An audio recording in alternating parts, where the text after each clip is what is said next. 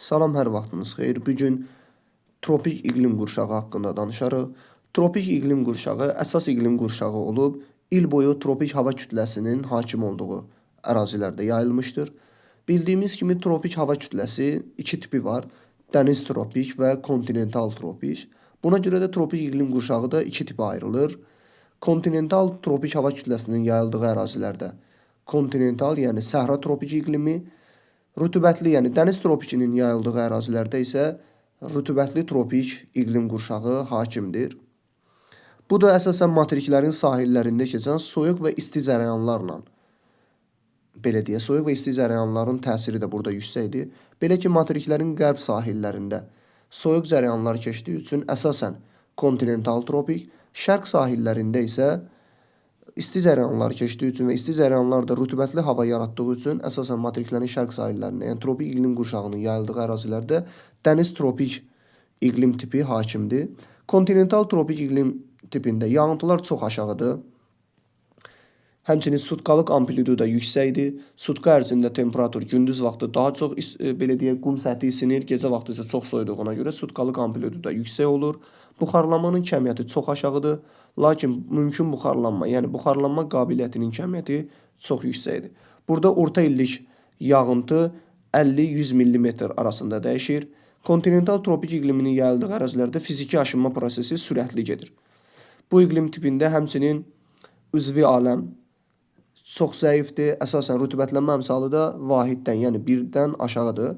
Tropik səhra iqlimində yerləşən ərazilərə biz aid eləyə bilərik Kaliforniya yarımadasını, həmçinin Kanar adalarını, Afrikanın şimalı, Böyük Səhranı, Ərəbistan, yəni Cənub-Qərbi Asiyada Ərəbistan və İran yaylasının cənubunu və həmçinin Hindistanla Pakistan sərhədində yerləşən Tar səhrasını aid eləyə bilərik. Qeyd eləyək ki, tropik iqlim qurşağı Avrasiyada tam zolaq əmələ gətirmir, yəni Asiya qitəsində Tar səhrasında qırılır.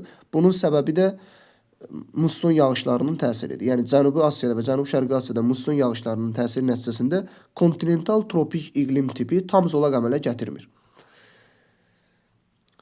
Cənub yarımkürəsində isə kontinental tropikdə əsasən Cənubi Amerikanın qərb sahilləri, yəni Peru cərəyanının, soyuq Peru cərəyanının təsir elədiyi ərazilər buralar aiddir, yəni quru tropik iqlimdədir. Həmçinin Afrikanın cənub-qərb hissəsində Bengel cərəyanının təsiri ilə Namib səhrası, Kalahari səhrası olan ərazilər quru tropik iqlimindədir. Həmçinin Avstraliyanın qərbi və mərkəzi hissələri quru tropik iqlim tipində yerləşir. Rütubətli tropik dediyimiz kimi əsasən materiklərin şərqindədir. Burada Şimali Amerikanın şərq hissəsində Yucatan yarımadası, Florida yarımadasının cənubu, həmçinin West Hind adaları, yəni Baham adaları, Kuba, Yamayka, Antil adaları.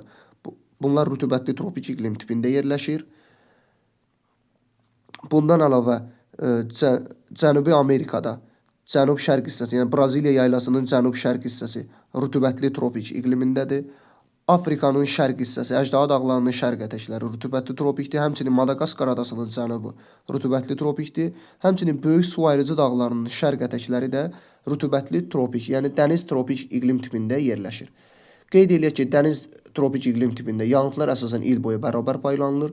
Dəniz tropik iqlim tipində həm buxarlanma, həm də buxarlanma qabiliyyəti, yəni mümkün buxarlanmanın kəmiyyəti yüksəkdir.